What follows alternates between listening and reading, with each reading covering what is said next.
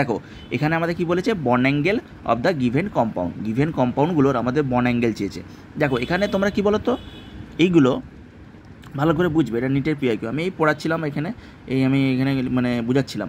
দেখো bond angle of the given compound, এখানে দেখো তো মেনলি আমাদের হচ্ছে যেগুলো আমাদের ভাবতে হয়। দেখো বন্ড অ্যাঙ্গেল এখানে দেখো তো, এগুলো সবার তো গ্রুপ 16 এলিমেন্ট গো, H2O, H2S, H2T, এগুলো সব কি আমাদের গ্রুপ 16 এলিমেন্ট। তাহলে গ্রুপ 16 এলিমেন্ট মানে কি, অক্সিজেন, সালফার, সেলেনিয়াম, টেলুরিয়াম, এগুলো সব থেকে তার হাইড্রাইডগুলো আমাদের দিয়েছে, গ্রুপ 16 এলিমেন্টের হাইড্রাইডগুলো এখানে, তাই তো। তাহলে এইগুলো আমরা কোনো হাইব্রিডাইজেশন বা স্ট্রাকচার দিয়ে করতে পারবো না। স্ট্রাকচার দিয়েও আমাদের, কারণ কি এগুলো সবার তো সেম স্ট্রাকচার, সবার সেম হাইব্রিডাইজেশন দেবে। কেন দেবে? কারণ সবাই তো গ্রুপ 16 এলিমেন্ট গো, তার তো হাইড্রাইড, তার মানে এগুলো সব আমাদের স্ট্রাকচার হাইব্রিডাইজেশন সেম দেবে। সবাই যদি 120 ডিগ্রি দেয়, সবার 120 ডিগ্রি হবে, যেটা আমার ট্রাইগোনাল প্ল্যানারে। সবাই যদি ট্রাইগোনাল প্ল্যানার জিওমেট্রি দেয়, সবার আমাদের ট্রাইগোনাল প্ল্যানার হবে। সবাই যদি টেট্রাহেড্রাল দেয়, সবার আমার 109 ডিগ্রি হবে। সবাই যদি আমাদের লিনিয়ার দেয়, তাহলে সবার মধ্যে 180 ডিগ্রি অ্যাঙ্গেল হবে, বন্ড অ্যাঙ্গেল। তাহলে বন্ড অ্যাঙ্গেল আমরা এগুলো স্ট্রাকচার, জিওমেট্রি, হাইব্রিডাইজেশন দিয়েছে পাচ্ছি না, মানে হাইব্রিডাইজেশন দিয়ে পাচ্ছি না। এসপি হলে কী হয়, linear, SP2 trigonal planner, SP3 হলে কী হয়, টেট্রাহেড্রাল। তাহলে এইগুলো দিয়ে আমরা পারবো এগুলো করতে? পারবো না অ্যান্সার। তাহলে দেখো যত মনে রাখবে, এইগুলো যখন পারবো না, যত উপর থেকে যত নিচের দিকে যাব, তত আমাদেরকে সাইজ আমাদের ইনক্রিজ করার সঙ্গে সঙ্গে বন্ড অ্যাঙ্গেল কমে। এবার আমি বলে দিচ্ছি, কিচ্ছু মনে রাখার দরকার নেই। মনে করো এখানে অক্সিজেনের সাইজটা ছোটো আছে, অক্সিজেনের একটা নির্দিষ্ট বন্ডিং ডিস্টেন্স থাকে, এগুলো তো রিসার্চ করে আনা, এগুলো ডাটা রিসার্চ করে আনা, ওকে। তার জন্য এগুলো এক্সপ্লানেশন সৃষ্টি করা হয়। তাহলে আমাদেরকে অক্সিজেনে কিচ্ছু মনে রাখতে হবে না, আমি যেভাবে বলছি একদম মনে ছবির মধ্যে এঁকে যাবে। অক্সিজেন, এই যে হাইড্রোজেন দুটো, অক্সিজেনের একটা নির্দিষ্ট বন্ডিং ডিস্টেন্স থাকে। তাহলে অক্সিজেনের এই নির্দিষ্ট বন্ডিং ডিস্টেন্সে হাইড্রোজেন দুটো ফিট করতে পারে না, ফিট করে পারে না বলে এদের মধ্যে রিপালসান হয়। যেহেতু আমাদের সাইজ ছোটো, মনে করো অক্সিজেনের সালফার, দুজনের সাইজ কার ছোটো, অক্সিজেনের ছোটো। তাহলে হাইড্রোজেনগুলো আমাকে দুটো হাইড্রোজেন এখানে বসাতে গেলে অক্সিজেন তার বন্ডিং ডিস্টেন্সের থেকে নেবে না, তা তো সাইজ ছোটো। তোমার ঘরে 50টা লোক থাকার কথা, তুমি সেখানে 100টা লোককে ভরে দিচ্ছ, তাহলে সে থাকতে পারবে? সে রিপালসান করার জন্য হাইড্রোজেনগুলো দেখো রিপালসান হয়ে বেরিয়ে গেল, এরকম বড় একটা রিপালসান বন্ডিং ডিস্টেন্সে চলে আসলো। তারপরে কি, এর বন্ড অ্যাঙ্গেলটা ধীরে ধীরে বেড়ে গেল। তাহলে অক্সিজেন থেকে সালফারের দিকে গেলাম, সে বন্ডিং ডিস্টেন্সে নিয়ে নিল, কিন্তু তার মধ্যে 80 জনের ক্যাপাসিটি আছে, 100 জনের নেই, সে আরেকটু রিপালসান করলো। বোঝা গেল? তাহলে অক্সিজেন H2O, H2T, H2O, তারপর সালফার, সেলেনিয়াম, টেলুরিয়াম।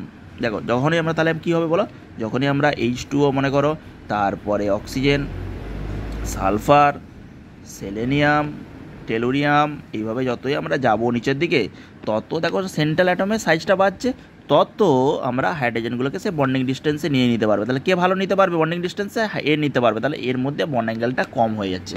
বাকিগুলোর মধ্যে কী হচ্ছে, রিপালসান হচ্ছে। দেখো এ অক্সিজেনের সাইজ ছোটো, সে বেশি রিপালসান করছে। সালফারের সাইজ আরেকটু বড়, সে আরেকটু কম রিপালসান করছে গো। বুঝতে পেরেছো? অক্সিজেন থেকে যত সালফার সেলেনিয়াম যাব, তত বন্ড অ্যাঙ্গেল ধীরে ধীরে কিছু ডিক্রিজ করছে। অক্সিজেন যখন ছিল সাইজ ছোটো, সে আরেকটু রিপালসান, বেশি রিপালসান করে দিচ্ছে অক্সিজেন। সালফার একটু কম রিপালসান, এটা তাহলে যত আমরা অক্সিজেন, সালফার, সেলেনিয়াম, টেলুরিয়াম যত উপর থেকে নিচের দিকে যত যাব, তত বন্ড অ্যাঙ্গেল কমবে। বন্ড অ্যাঙ্গেল যদি আমি বলি, বন্ড অ্যাঙ্গেল কী হচ্ছে, ডিক্রিজ করবে, বন্ড অ্যাঙ্গেল ডিক্রিজ করবে, ওকে, বন্ড অ্যাঙ্গেল ডিক্রিজ করবে। তাহলে অক্সিজেন কি নিতে পারছে না, এটা মনে ছবির মতো থাকবে। অক্সিজেন কি, তার বন্ডিং ডিস্টেন্সে অক্সিজেন কি, এইগুলোকে নিতে পারছে না, সেই জন্য কী হলো, অক্সিজেনের বন্ড অ্যাঙ্গেলটা বেড়ে গেল। তাহলে অক্সিজেনের যদি বন্ড অ্যাঙ্গেল সব থেকে বেশি হবে, কারণ এর সাইজ ছোটো, তাহলে আমাদের অ্যান্সার কী হবে, H2O, H2S, H2T। বোঝা গেছে? আচ্ছা নেক্সট কোশ্চেনে নিতে দেখো তো, এই যখন আমাদের অ্যাসিডের আমরা তুলনা করব, আমাদের অ্যাসিডের এখানে একটা কনসেপ্ট হচ্ছে অর্থ এফেক্ট। কী বললাম? অর্থ এফেক্ট। কিছু নেই, অর্থ এফেক্ট সম্বন্ধে বললে অনেক কিছুই বলা যায়। যখন আমাদের এই যে গ্রুপ দুটো দেখছো, এই গ্রুপ দুটোর মধ্যে একটা কী বলো তো, একটা স্টেরিক রিপালসান চলে আসে অর্থ পজিশানে। আচ্ছা আমি আগে বলে দিই যে আমাদের এই যে যখন জেনারেল আমরা অ্যান্সার করব, তাহলে আমাদের অ্যান্সারে ফার্স্ট আমরা কী করবো বলো তো, আমরা একটা অ্যান্সার করব যে অর্থ এফেক্টে যদি আমাদের ইলেকট্রন, আমাদের কার্বক্সিলিক অ্যাসিড, কী বললাম, অ্যাসিড COOH, কার্বক্সিলিক অ্যাসিডের রেসপেক্টে অর্থ পজিশানে যদি ইলেকট্রন ডোনেটিং, ইলেকট্রন উইথড্রয়িং, যা খুশি থাকুক, ইলেকট্রন এই অ্যাসিডের রেসপেক্টে অর্থ পজিশানে কিছু দেখলেই কেমিস্ট্রির চোখ দিয়ে আমরা ফার্স্টে এটার অ্যাসিডিটি বেশি, এইটার অ্যাসিডিটি বেশি, এইটার অ্যাসিডিটি বেশি। যদি অর্থ রেসপেক্টে কোনো গ্রুপ থাকে, সেইটার অ্যাসিডিটি বেশি হবেই। বোঝা গেল? তাহলে তো আমরা একের হচ্ছে আমার সব থেকে বেশি হচ্ছে। একের হচ্ছে আমার মনে করো এইটা 1, এইটা 2, এটা 3, তাহলে একের হচ্ছে আমার সবথেকে অ্যাসিডিটি বেশি। তাহলে এই দুটোর মধ্যে তোমরা তুলনা করে নিতেই পারছো। এখানে মনে করো এই যে এখান থেকে আমাদের কী করে অ্যাসিডি দেখতে গেলে প্রথমে হাইড্রোজেনটাকে বাদ দিয়ে দিই, বাস সোজা কথা হাইড্রোজেনটাকে বাদ দিয়ে দিই, তাহলে আমাদের এই দুটোর আমাদের বেসের কোনটা স্ট্রং বেস আমরা দেখে নেবো, তাই তো। এইটা দেখো, তাহলে অ্যাসিডিটি সেকেন্ড কী হবে, সেকেন্ড বলো তোমরা নিজেরা বলো। এই যে এই অ্যাসিডিটি বেসটা, এই বেসটা কি স্টেবল হবে? দেখো না CH3+ এর জন্য এই নেগেটিভ চার্জটা আরও বাড়তে থাকবে, আরও বাড়তে থাকলে কি আরও বাড়তে যখন থাকবে তখন এটা কি সহজে আমরা লুজ করতে পারবে? টানলে তো তাড়াতাড়ি H+টা বেরোবে, তা আছে বলেছে ঠিললে কি বেরোবে না, তো এটা তো এটা ইলেকট্রন দিচ্ছে, দিলে কী করে বেরোবে, ঠিক আছে। তাহলে এর অ্যাসিডিটি কম হবে, 2-এর হচ্ছে আমার বেশি, 3-এর কম, সব আমি বলবো। ওকে, এই অর্থ এফেক্ট আছে, এর ফলে কি হয় মলিকিউলটা মোর এই নেগেটিভ চার্জটা রেজোনেন্সে চলে আসে, পার্টিসিপেট করে যায়, সেই জন্য এটা মোর স্টেবল হয়ে যায়। এই যে নেগেটিভ চার্জটা দেখছো, এটা প্ল্যানেটটা হারিয়ে যায় প্ল্যানেটটা। ওকে, বোঝা গেল? এটা আমি বলবো এটা অনেকটা ব্যাখ্যা করতে হবে। এই যে অর্থ এফেক্টের জন্য কী হয় এখন জেনে রাখো, আগে এটা জেনে রাখো, নাহলে সব গুলিয়ে যাবে, তোমাদের বুঝতে পারবেন।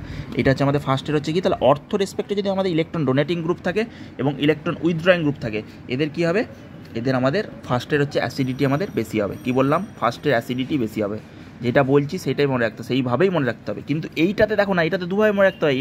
এই যে এটা বেসটা স্টেবল হতে পারবে, এই বেসটা যদি এখানে রেজোনেন্সে ভালো পার্টিসিপেট করতো তাহলে ঠিকঠাক ছিল, কিন্তু রেজোনেন্সে তো করতে পারবে না, কারণ এই যে নেগেটিভ চার্জটা দেখো তো নিউট্রাল মলিকুলে যেতে পারছে না। কারণ কি, এইটা রেজোনেন্সে পার্টিসিপেট করলেও নিউট্রাল মলিকুলে কেন যেতে পারবে না? দেখো এই প্লাস আই এফেক্ট আছে, প্লাস আইয়ের জন্য ইলেকট্রন ছিলছে, এই নেগেটিভ চার্জটা আরও নেগেটিভ হচ্ছে, তাহলে এই H+কে রিলিজ করতে পারবে না, অত সহজে রিলিজ করতে পারবে না H+কে। তাহলে H+কে যদি না রিলিজ করতে পারে, সে অ্যাসিড হবে? অ্যাসিড হবে না, তো সেটা কম অ্যাসিড। তারপরে এইটা হচ্ছে আমাদের কী দিয়েছিল, CFSC। যত আমাদের কী হবে, যত আমাদের লাইগ্যান্ড হচ্ছে বলেছে, এটা তোমাদের যে লাইগ্যান্ডের যে ইয়েটা আছে অর্ডারটা, সেটা মনে রাখতে হবে ক্রিস্টাল ফিল স্টেবিলাইজেশন থেকে। তা লাইগ্যান্ড যেগুলো C ডোনার N ডোনার, এইগুলো কী হয়, এর স্প্লিটিংটা হাইয়েস্ট হয় CFSC। কী বললাম? যেগুলো C ডোনার N ডোনার তার যে হাইব্রিডাইজেশনে এগুলো আমাদের কী হয়, বেশি হয়। ওকে, দেখো যখন আমাদের এটা strong field ligand, weak field ligand concept ঠিক আছে, কী বললাম বলো তো? স্পেকট্রোকেমিক্যাল সিরিজ অফ লাইগ্যান্ড, দুটি ভাষা, একটা হচ্ছে স্পেকট্রোকেমিক্যাল সিরিজ অফ লাইগ্যান্ড আর একটা হচ্ছে স্ট্রং ফিল উইক ফিল। তাহলে তোমরা জানো তো যেগুলো CN-CO এই দুটো একটা মলিকিউলে থাকবেই, দেখবে যখনই অ্যান্সার যে কোনো এক্সামিনার সেট করবে এই দুটো, মানে এগুলো C ডোনার। ওকে, CN দিয়ে আমি সোজা কোথায়, CN-CO এগুলো হচ্ছে সিগমা ডোনার পাই অ্যাকসেপ্টার মলিকিউল। এদের এই দুটো থাকলেই এই দুটো হচ্ছে আমাদের হাইয়েস্ট পজিশনে থাকবে, মানে ফার্স্ট পজিশনে। ওকে, আর যত ফ্লোরিন ক্লোরিন ব্রোমিন আয়ন থাকবে এগুলো হচ্ছে লোয়েস্ট পজিশনে থাকবে। তাহলে এই দুটো তোমরা দেখে বুঝতে, spectrochemical series of ligand. Okay, spectrochemical series of ligand molecule থেকে একদম কিচ্ছু মনে রাখতে পারবো না, যেভাবে বলবো একদম মনে একদম গেঁথে যাবে। এই দুটোর আমাদের সব থেকে হাইয়েস্ট পজিশনে থাকে স্পেকট্রোকেমিক্যালের CN-CO, এইগুলো আমাদের একদম হাইয়েস্ট পজিশনে থাকে যেগুলো স্পেকট্রামের সিরিজে। আর হচ্ছে যেগুলো লোয়েস্ট পজিশনে থাকে সেগুলো হচ্ছে আমাদের ফ্লোরিন ক্লোরিন ব্রোমিন আয়োডিন। ওকে, তাহলে এইটার আমার 2 নম্বরে বেশি হবে। তারপর H2O EDTA এইগুলো আমার যাবে মাঝখানে। তারপরে নেক্সট কী হবে, ফ্লোরিন ক্লোরিন ব্রোমিন আয়োডিন। ওকে, তার মানে কোনটা বেশি হলো, এখানে অ্যান্সার করে দাও। 2-এরটা বেশি, 2 হচ্ছে আমরা যদি বলি, এই যে এটা যদি 2 বলি আমরা, এটা 1, এটা 3 মনে করো, তাহলে 2 হচ্ছে আমাদের সব থেকে বেশি, তারপরে 3, তারপরে 1। আর ওয়েভলেন্থ বললে যদি ল্যামডা বলতো, E সমান কি hc/λ, ওটা অপোজিট হয়ে যেত। ওকে, আসবো এটা আমি আসবো স্পেকট্রাম সিরিজ অফ লাইগ্যান্ডটা আমি ভালো করে দেখিয়ে, তারপর এই আরও কয়েকটা কোশ্চেন আমি তোমার এখানে করাবো। ওকে, দেখো এখানে CR কিন্তু সব +3, CR কিন্তু সব +3 দিতেই হবে, যে +2 দিয়ে দিলে আরও এদের ইন্টারাকশানটা ভালো হয়। CR +3 মানে কি, -3 থাকলে কি এর অপোজিটটা তো -6, এটা x -6 = -3, তাহলে x1 কত, +3, এখানে সবই +3। ওকে।